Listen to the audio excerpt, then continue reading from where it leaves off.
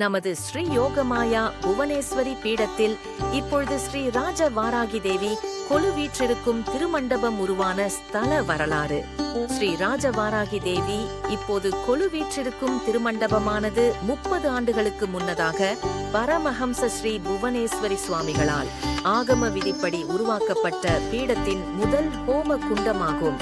இந்த ஹோம குண்டத்தில் ஸ்ரீ வாஞ்சா கல்ப கணபதி, நவதுர்கா, சப்தசதி, பாலா திரிபுர சுந்தரி, ஸ்ரீ புவனேஸ்வரி ஹோமங்கள் செய்து அந்த ரட்சையை கொண்டு ஸ்ரீ யோகமாயா புவனேஸ்வரி தேவிக்கு பௌர்ணமி அன்று 64 விதமான அபிஷேகங்களை துவங்குவார். இந்த ஹோம குண்டம் நிறுவும் பொழுது புவனேஸ்வரி சுவாமிகள் தன்னுடைய சிருஷ்டியில் சிதக்னி குண்ட சம்பூதாயை என்ற லலிதா சஹஸ்ரநாமத்தின் நாமாவளிக்கு ஏற்ப பல வருடங்கள் கழித்து இங்கு நம்மை காத்து ரட்சிக்கும் தேவி வந்தருள்வாள்.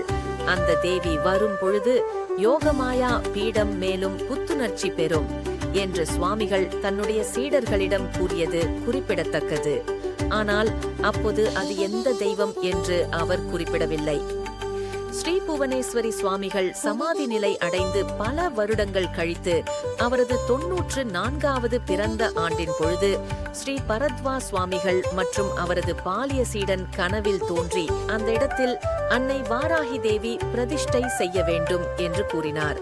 அதற்கு ஏற்றபடி ராஜவாராகி தேவியின் ஐம்பொன் சிலையை ஒரு மண்டலம் இந்தியாவின் புண்ணிய நதிகளின் நீரிலும், ஒரு மண்டலம் பல்வேறு மூலிகை எண்ணெய்களிலும், ஒரு மண்டலம் நவதானியங்களிலும் வைத்து திருவுருவச் சிலையை தயார் செய்த பின் தேவி அமர்ந்தருளும் பீடத்தினுள் ஹோம பஸ்பம், யந்திரங்கள், திரிசூலங்கள், நவதானியங்கள், ஸ்வர்ண புஷ்பம் கொண்டு ஸ்ரீ பரத்வாஜ சுவாமிகளால் யாகங்களில் ஆவாகனம் செய்து உற்சவமூர்த்தி சக்தி வடிவமாக பிரதிஷ்டை செய்யப்பட்டு காட்சி தருகிறாள் ஸ்ரீ ராஜவாராகி.